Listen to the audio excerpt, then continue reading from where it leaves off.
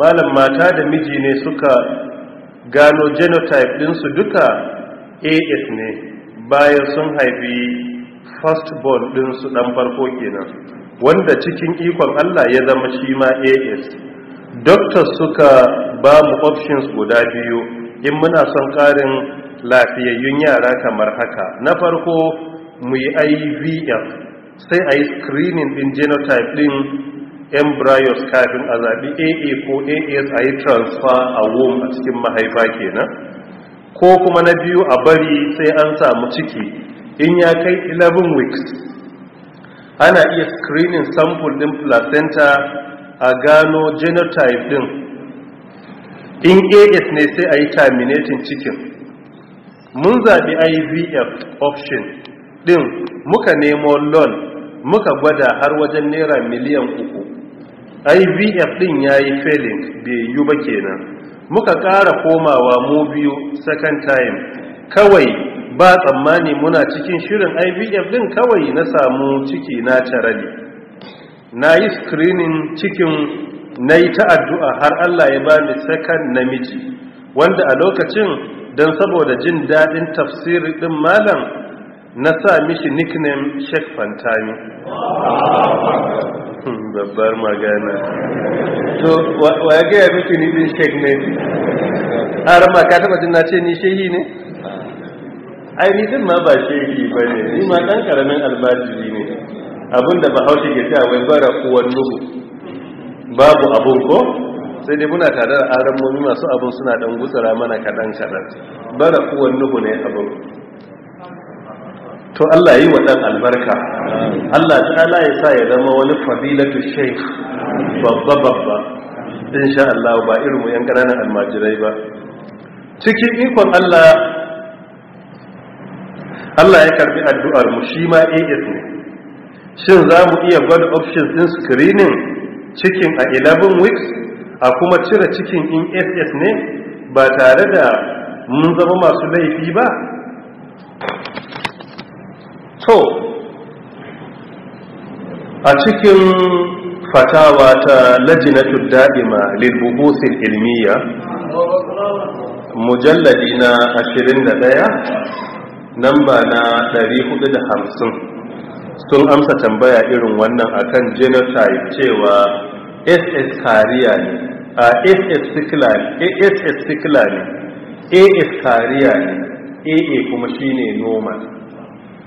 To akan cire ciki idan an yi screening an gane sun kafa hujja da hadisi na Bukhari rahmatullahi alaihi, hadisi na 3204, riwayar Abdullahi ibn Mas'ud radiyallahu anhu, gashi nan ma a cikin 40 hadisi na 4, cewa inna ahadakum la yujma'u khalquhu fi batni ummihi 40 yawman nutfa thumma yakunu alaqatan مثل ذلك ثم يكون مضغة مثل ذلك ثم يرسل إليه الملك فينفخ فيه الروح فيؤمر بأربع كلمات zuwa ƙarshe.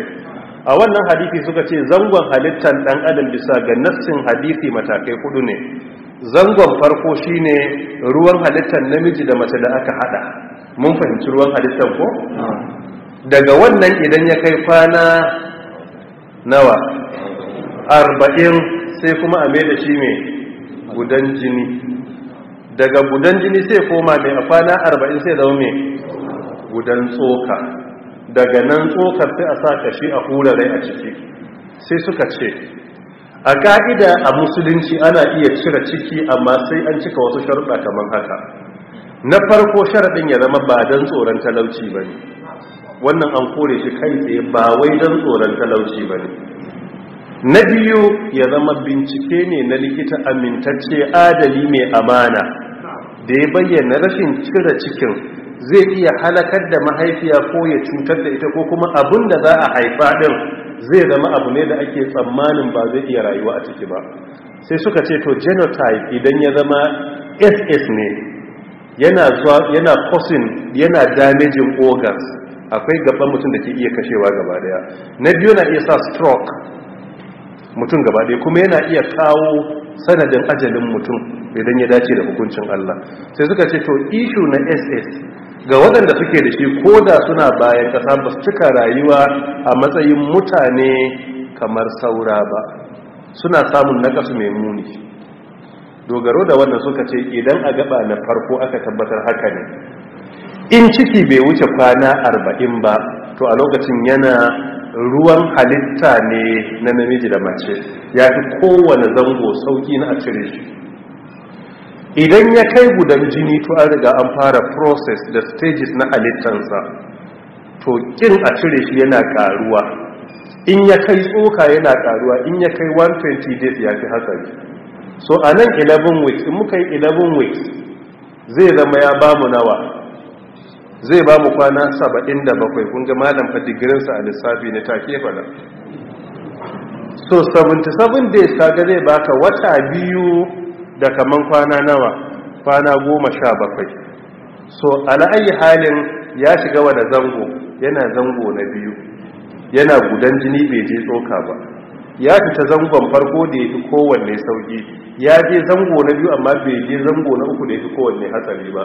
Sai suka ce in ya tabbata akwai cutarwa da ɗan da za a fa bayi da lafiya kuma likitan aminta da shi aka cire a wannan zangon, insha Allah ta'ala ba aikata haramun ba. Saboda mai, saboda in kwa ba haka ba suka ce to sai dai a yi haƙuri a haife shi, amma sai a yi stem cells. A stem cells ana iya cire cells ɗin da suke jikinsa waɗanda ake ga su suke da wannan cuta, sai a yi replacing ɗinsu da wasu. To aka yi sa'a ana samun sauki, amma ba kuma kullum ake dacewa a wannan ba. Wallahu ta'ala a'lam. Allah shi ya barautar sasari.